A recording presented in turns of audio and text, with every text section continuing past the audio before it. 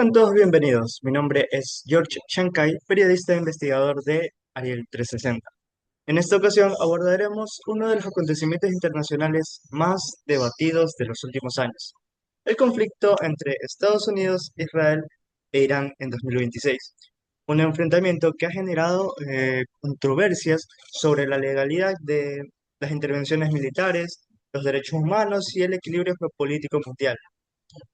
Para analizar este tema, nos acompaña el día de hoy Moisés Medina, experto analista en geopolítica, quien compartirá con nosotros su perspectiva sobre las implicaciones políticas, jurídicas y humanitarias de este conflicto. Moisés, muchas gracias por acompañarnos. Y para comenzar este Antes que diálogo, nada, perdón, antes que nada me gustaría agradecer a tu persona por la invitación.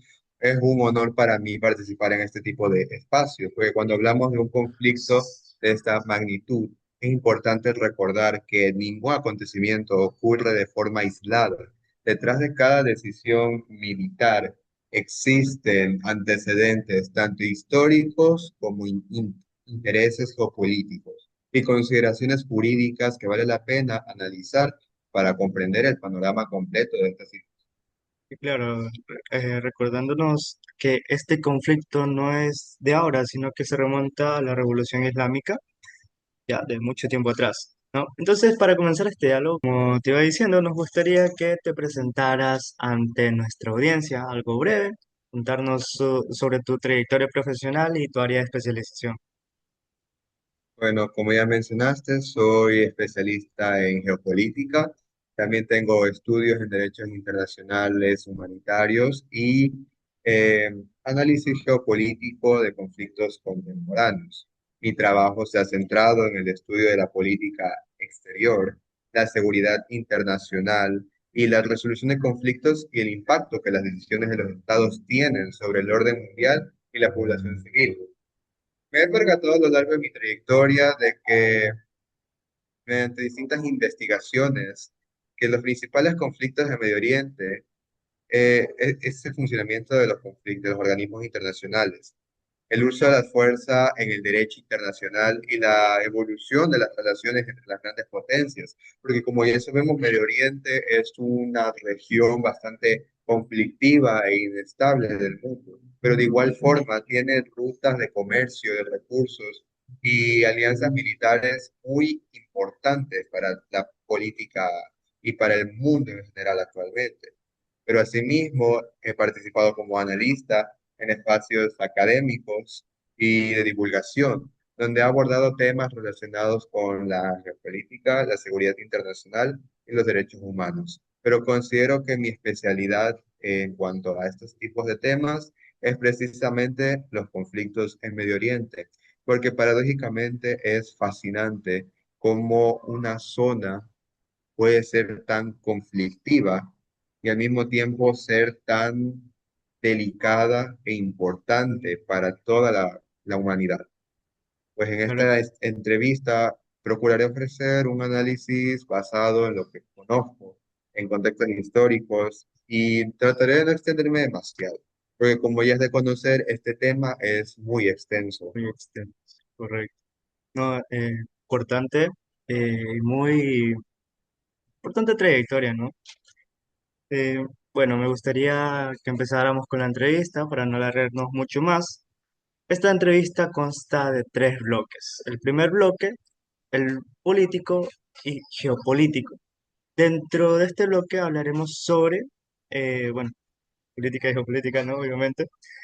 El ataque se produjo apenas 24 horas después de que mediadores internacionales afirmaran que la paz estaba al alcance de la mano. ¿Qué implicaciones políticas tiene recurrir a la fuerza militar cuando aún existen posibilidades de negociación? Bueno, desde una perspectiva política, recurrir a la fuerza cuando existen canales diplomáticos supone el fracaso total del diálogo como alguna herramienta de resolución de conflictos. Además, transmite un mensaje preocupante al sistema internacional. La capacidad militar puede imponerse incluso antes de agotar las vías pacíficas, rompe cualquier tipo de mediación o cualquier posibilidad de armisticio o de un cede completo del fuego, una paz, por así decirlo. Históricamente, cuando un Estado demuestra que está dispuesto a usar la fuerza mientras continúan las negociaciones, disminuye por completo la confianza, por no decir que deja de existir entre los actores internacionales.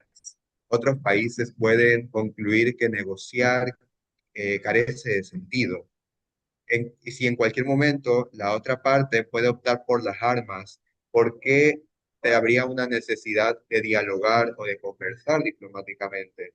Entonces, esto a largo plazo erosiona el valor de lo que vendría a ser la diplomacia y fortalecer una lógica de desconfianza permanente. Para los que vayan a ver esta entrevista, un ejemplo fácil para contextualizarlo vendría a ser la Primera Guerra Mundial.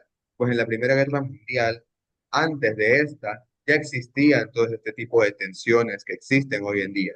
Con esto no digo que vaya a haber una Tercera Guerra Mundial, al menos no declarada, pero sí es demuestra cómo se repite la historia, de que existen tensiones debido a estos tipos de movimientos militares antes que poner sobre la mesa algún tipo de diálogo pacífico. Pero actualmente sobre la mesa no está una tercera guerra mundial, pero estamos a punto debido a todas estas tensiones políticas que han existido entre estas potencias, ¿no? Esto nos Claro. lleva a la segunda pregunta, donde, bueno, durante décadas el conflicto entre Israel e Irán se montó principalmente mediante enfrentamientos indirectos y tensiones regionales.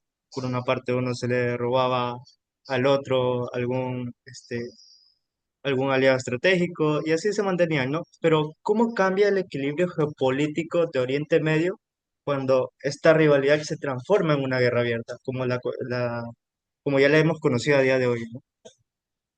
Bueno, tal y como has dicho, durante décadas Irán e Israel mantuvieron esta guerra indirecta, por así decirlo, eh, ataques justificados al otro, mediante los grupos aliados, operaciones de inteligencia, ataques limitados. Esto seguía siendo justificable dentro del panorama jurídico y dentro de la geopolítica, pues no era nada grave, por así decirlo, en palabras sencillas, el haber hecho un pequeño ataque, por así decirlo, entre comillas, comparado a lo que está ocurriendo actualmente. No es sorpresa que ha habido muchos incidentes entre Israel y todos los países musulmanes de Medio Oriente a lo largo de la historia. Pero esto es distinto, pues esta estrategia antigua permitía contener la escalada y evitar una confrontación regional total. Sin embargo, hoy están interviniendo dos potencias regionales de forma directa, el propio Irán e Israel, y ahora de forma abierta. El conflicto deja de ser exclusivamente bilateral y comienza a involucrar intereses de múltiples actores, porque como ya mencioné, Medio Oriente es una zona muy importante para la economía global. Es de las zonas más abundantes en crudo, en minerales para recursos militares, armamentísticos, para la propia tecnología en sí. Entonces, Oriente Medio es una región donde converge todo esto, rutas comerciales, recursos energéticos y alianzas militares muy delicadas. Por ello, esta guerra obliga a países vecinos y grandes potencias a redefinir sus posiciones estratégicas. Ya vimos cómo Estados Unidos estaba movilizando sus tropas y sus bases militares en Medio Oriente con el objetivo de salvaguardar el territorio de Israel, pero busca proteger también sus propios intereses en las rutas comerciales que existen. Entonces, ¿qué nos dice la historia? La historia demuestra que muchos conflictos comienzan siendo locales y estos se expanden como la pólvora y terminan modificando el equilibrio global, dejando un punto de inflexión en todo lo que rodea esto. Un antecedente gravísimo que, volviendo a la Primera Guerra Mundial, quizás es el ejemplo más claro, porque pasó de ser un conflicto regional y terminó transformando completamente el orden político mundial. Ahora, no podemos negar que esto también es un conflicto de ideologías. Pues no es novedad que varios países de Medio Oriente que tienen una coalición con Irán o alguna afinidad con Irán están en contra del imperialismo estadounidense e Israel está aliado con Estados Unidos. Entonces, estos son factores que hay que tener muy en cuenta para definir todo este panorama. Y sabes, ahorita pensando en lo que tú dijiste de que Medio Oriente es un continente muy estratégico, ¿no? Este, ¿realmente fue ayuda para Israel meterse a Estados Unidos en esta guerra? O porque también recordemos que en ese tiempo habían marchas, existían marchas en Irán. ¿Fue realmente que Estados Unidos se haya involucrado tanto para ayudar a Israel como para ayudar a estas personas en Irán? ¿O fue geopolítica pura para proteger intereses dentro de esta región? Bueno, de hecho, ambas coexisten, ambas son ciertas. Estados Unidos busca salvaguardar sus intereses en Israel, pues Israel es un punto estratégico, no solo para Estados Unidos, sino para las potencias que son afines a las ideologías estadounidenses.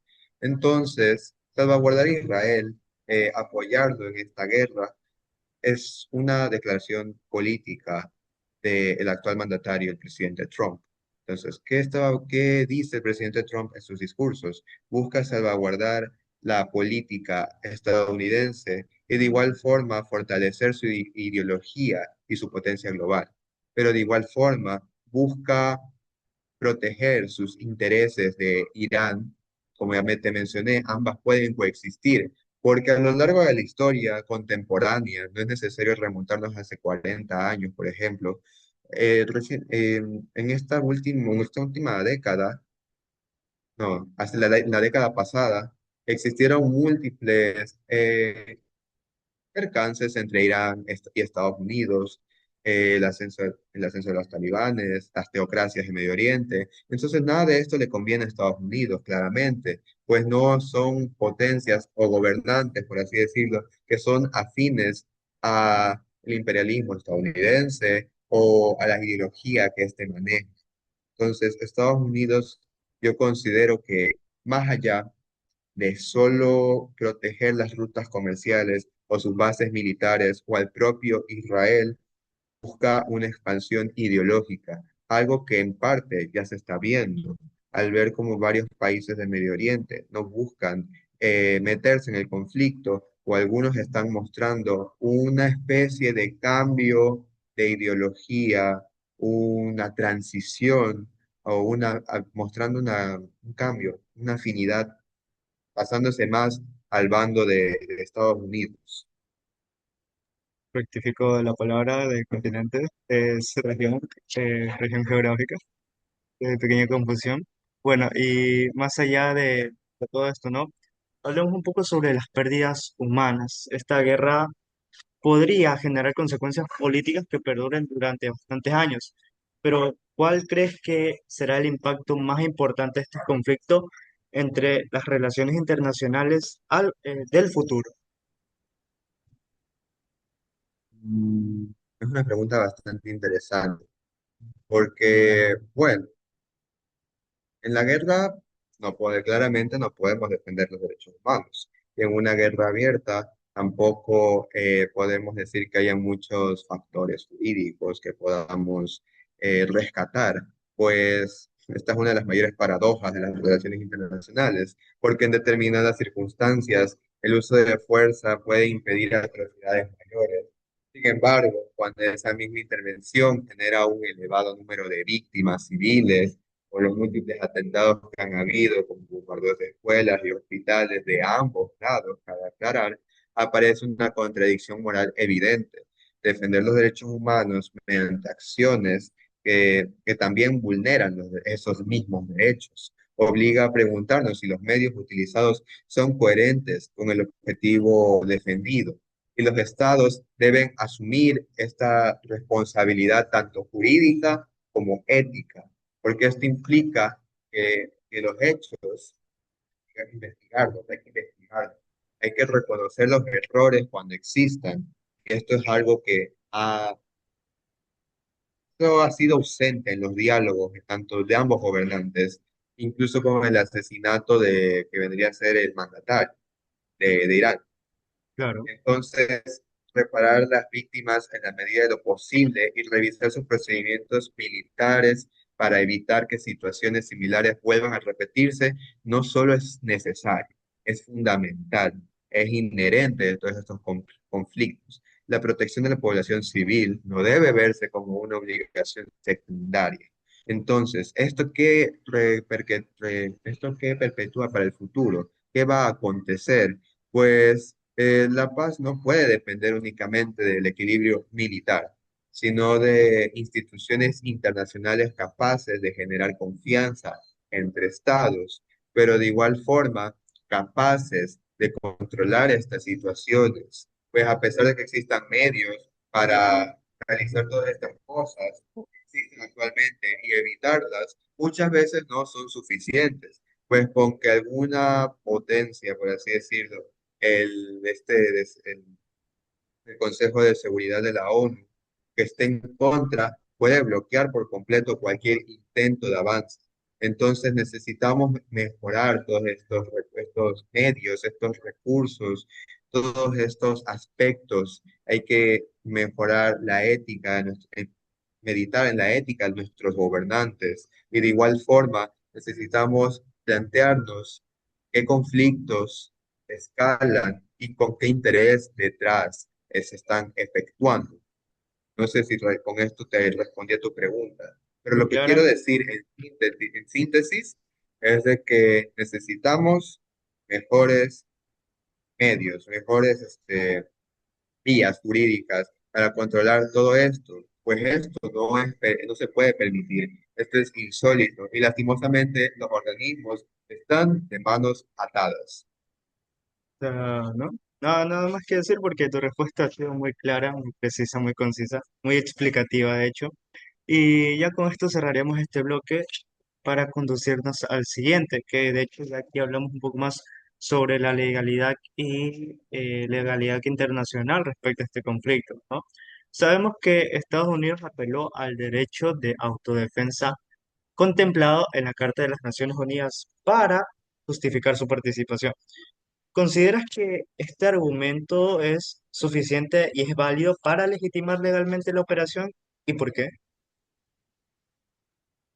Bueno, este es un tema bastante delicado, porque Estados Unidos no es el primero en usar este tipo de estrategias, por así decirlo, este tipo de vías de escape, pero no necesariamente. La Carta de las Naciones Unidas reconoce el derecho de legítima defensa, pero este debe cumplir principios fundamentales como la necesidad, la proporcionalidad e inmediatez. Si el uso de la fuerza excede esos límites, la justificación jurídica comienza a cuestionarse, por no decir que se derrumba. Hay poco que rescatar. Y como ya mencioné, Estados Unidos no es el primero, y tampoco va a ser el último si es que no mejoramos todos estos sistemas. Rusia ya lo efectuó antes de la guerra entre Rusia y Ucrania. Y si el uso de fuerza se excede, por ello, no basta con invocar el concepto de autodefensa, también debe demostrarse que la respuesta era la única alternativa disponible a este caso, que en lo personal no es la única respuesta. Continuamos a la siguiente pregunta que de hecho en el anterior bloque nos adelantamos un poco y es respecto a la muerte del líder supremo iraní, el Ayatollah Ali Khamenei, que generó pues básicamente un intenso debate entre expertos en derecho internacional. La pregunta es, ¿qué implicaciones jurídicas tiene la eliminación de una figura central del gobierno durante un conflicto armado? Bueno, desde el derecho internacional, la eliminación de un líder durante un conflicto no es fácil de decidir, o al menos con los mecanismos actuales que tenemos. Genera además más preguntas que respuestas. Debe analizarse si esa persona constituía un objetivo militar legítimo. En este caso, sí. Si el ataque respetó el derecho internacional humanitario y cuáles fueron las consecuencias para la población civil. Entonces, además de la muerte de una figura central, puede incrementar la inestabilidad política o dificultar futuras negociaciones e incluso favorecer escalada del propio conflicto, pues el derecho internacional humanitario es un conjunto de normas, pues por razones humanitarias busca limitar los efectos de los conflictos armados. Entonces, ah, Listo, ¿no? Pues, la siguiente pregunta, ¿no? La guerra reabrió este debate sobre el papel de los organismos internacionales como la ONU, Organización de las Naciones Unidas, en la prevención de conflictos. ¿Consideras que la comunidad internacional actuó de manera efectiva para prevenir o limitar esta crisis?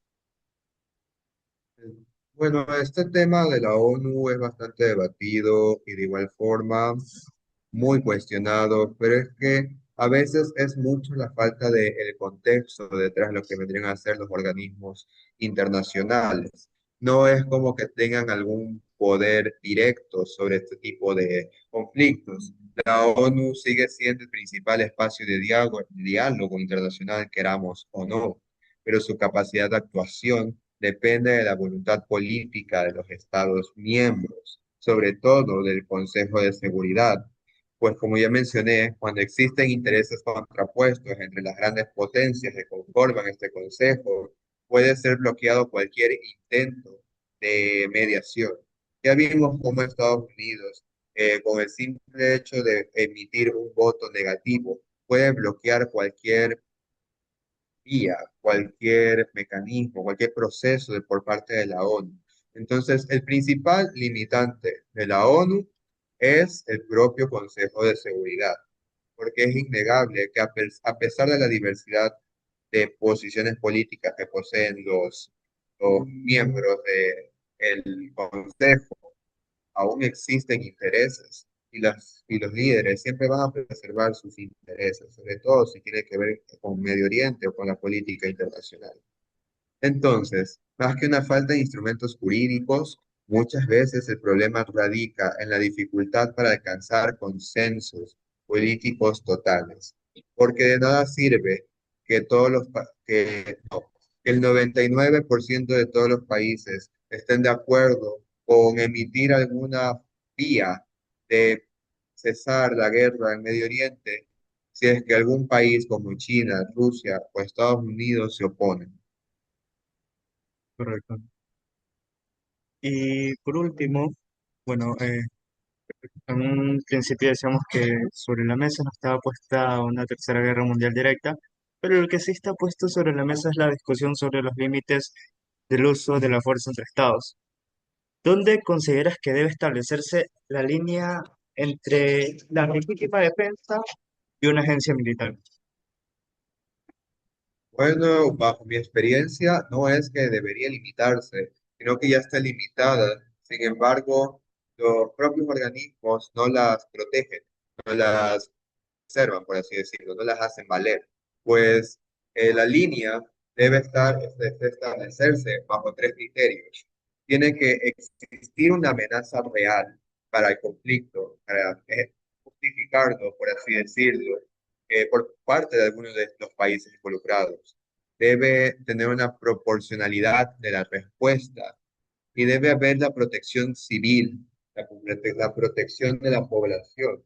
Pues cuando la respuesta militar supera ampliamente la amenaza inicial o deja de distinguir entre objetivos militares y civiles, deja de acercarse a la legítima defensa y comienza a aparecer la agresión. Y esta segunda es lo que más está habiendo hoy en día. Bueno, con esto ya cerramos nuestro bloque, nuestro segundo bloque y nos dirigimos hacia el tercer y último bloque, que aquí vamos a hablar sobre los derechos humanos.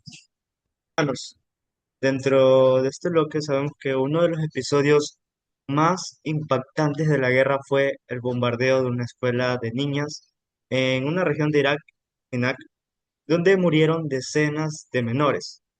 ¿Cómo afectan tragedias como esta a la credibilidad de los argumentos humanitarios utilizados para justificar una intervención militar? Bueno, esto es muy fuerte, la verdad, y tragedias como estas afectan profundamente la credibilidad de cualquier argumento humanitario, por no decir, como ya mencioné, que lo destruyen. Tipo, resulta difícil, casi imposible sostener que una intervención busca proteger vidas cuando termina causando la muerte de quienes realmente deberían ser protegidos o del territorio enemigo. Es tanto inmoral como no posee ningún tipo de sustento para ser justificable de alguna forma o defendible, pero aún así este tipo de casos quedan impugnes bajo el argumento de que eran utilizados como bases militares secretas, ese tipo de cosas. Pero la realidad es completamente distinta. No hay ninguna evidencia de que esta escuela o hospitales, etcétera, sean utilizados como bases militares de grupos terroristas o la propia milicia de la nación opositora. El derecho internacional reconoce que pueden existir daños colaterales. Cada víctima civil reduce la legitimidad moral de la operación y fortalece las críticas de la comunidad internacional. Y esto debería ser castigado con severidad, añadir. Es verdad, no existen muchas pruebas de lo que dices de que hospitales, escuelas son utilizados como bases militares, pero no sería una teoría tan descabellada porque al final, ¿quién atacaría con misiles a personas inocentes, ¿no? Bueno, pasemos a la otra pregunta. Diversas organizaciones han señalado que los civiles suelen ser las principales víctimas dentro de estos conflictos armados. La pregunta es, ¿qué responsabilidad deberían asumir los estados cuando sus operaciones militares provocan víctimas civiles? Bueno, como ya mencioné también, todo este tipo de casos ameritan una investigación. Tiene que implicar todo este tipo de investigaciones, eh, asumir los respectivos errores que cometen, las respectivas penas, reparar a las víctimas en la medida de lo posible y revisar sus propios procedimientos militares para evitar que que situaciones similares se repitan. Entonces, la protección de la población civil no debería verse como una obligación secundaria, sino como uno de los principios fundamentales del derecho internacional humano. Quería entender, trato de ser lo más directo posible. Claro, ¿no? Que es lo que queremos en esta entrevista y pues hasta ahora nos está yendo bastante bien. Ahora, los defensores de la intervención afirman que algunas guerras son necesarias para proteger derechos y libertades fundamentales. ¿Es posible defender los derechos humanos mediante acciones militares que terminan afectando a la población civil? Bueno, aquí intervendría también la sociología detrás de todo eso, porque esto es una paradoja, no es como un laberinto sin salida de las relaciones internacionales, porque en determinadas circunstancias el uso de la fuerza puede impedir atrocidades mayores.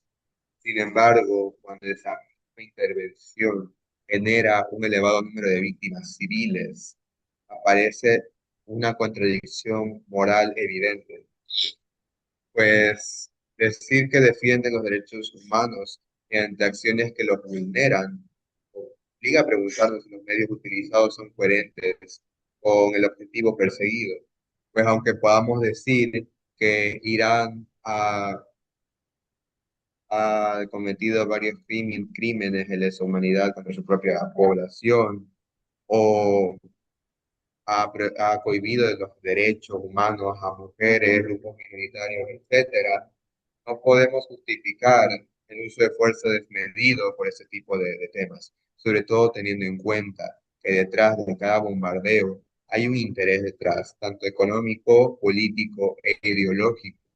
Decir, como ya mencioné, decir que buscan proteger los derechos de las personas que viven ahí, en este territorio, que habitan siendo consideradas menos que humanas, no es justificable porque las propias acciones militares están violentando los derechos fundamentales que tanto aseguran querer proteger.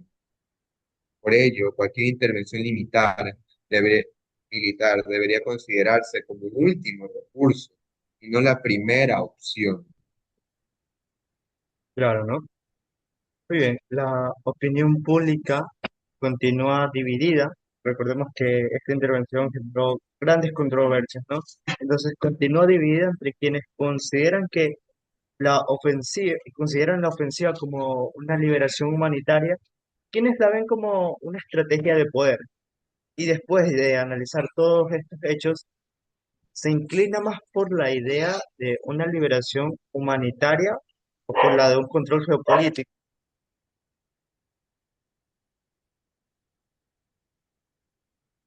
Adoptando una postura más imparcial, considero que ambos elementos pueden coexistir, aunque los intereses geopolíticos claramente suelen desempeñar un papel eh, determinante.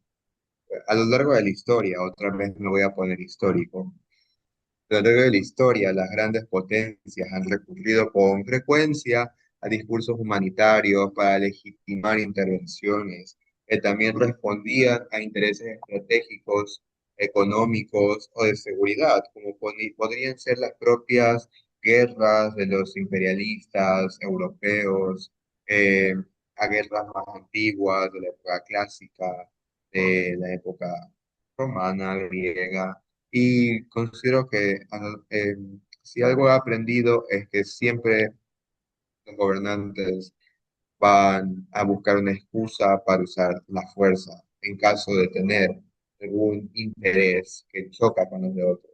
Esto no significa que las preocupaciones humanitarias sean necesariamente falsas, sino que difícilmente pueden analizarse de manera aislada.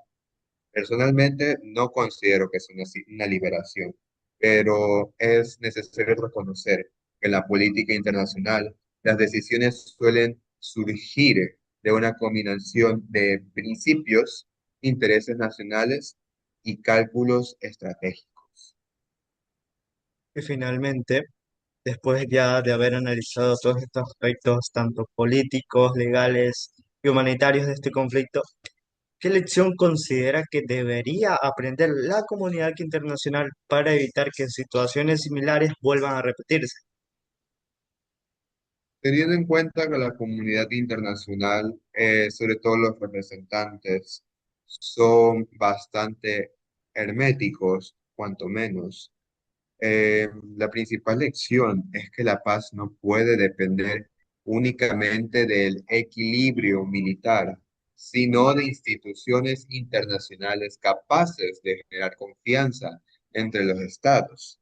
Como ya mencioné, la historia demuestra que casi todas las guerras dejan heridas profundas que sobreviven durante generaciones y a veces hasta milenios. Los tratados ponen fin a los combates, pero no siempre resuelven las causas profundas del conflicto, y muchas veces las consecuencias devastadoras de estos conflictos generan más conflictos a largo plazo, como podría ser la propia transición de la Primera Guerra Mundial, las crisis económicas y políticas, refiero, y el ascenso del nazismo dentro de Alemania para dar paso a la Segunda Guerra Mundial. Un ejemplo bastante claro para contextualizar. Por ello, la comunidad internacional debería abrirse y de igual forma intervenir con mayor decisión en mecanismos de prevención, diplomacia temprana y cooperación antes de que las tensiones alcancen un punto de no retorno. Considero que cualquier intento ahora de llegar a la paz, a una paz o a un armisticio, es necesario que la comunidad internacional intervenga para darle un punto final a todo esto que está ocurriendo. Pues como enseñan numerosos episodios históricos, desde las rivalidades europeas del siglo XX hasta los diversos conflictos contemporáneos, las guerras rara vez producen vencedores absolutos. Como bien dice el dicho común en la apotegma, en las guerras no hay ni ganadores ni perdedores, simplemente hay víctimas. Y con frecuencia simplemente inauguran un nuevo ciclo de desconfianza cuya resolución puede tardar décadas. Bien, estimado Moisés, bueno, hemos llegado al final de esta entrevista. Ariel 360 le agradece su tiempo compartido, sus reflexiones y conocimientos a lo largo de esta entrevista, tema tan relevante y tan controversial para la comunidad internacional, ¿no? Sus aportes nos han permitido comprender mejor las dimensiones tanto políticas, legales y humanitarias de este conflicto, así como la importancia del diálogo que, por lo que sabemos, está muy cerca, y la cooperación internacional para la construcción de la paz. Muchas gracias por acompañarnos el día de hoy. Gracias a ti por invitarme, porque considero que este tipo de espacios son fundamentales e importantes para informar a las masas sobre todos estos asuntos que están pasando. Pues porque en Internet se simplifica mucho la en la política y en la historia, la simplificación puede causar tergiversaciones y en muchos casos pequeños conflictos. Entonces es necesario contextualizar todas estas cosas y analizar el entorno desde analizar la escena desde ambas partes. Reitero mi agradecimiento hacia ti por esta invitación. Gracias por tenerme en cuenta. De igual manera, el agradecimiento es mutuo, ¿no? Tengan buena noche, querida audiencia. Nos vemos en una próxima ocasión.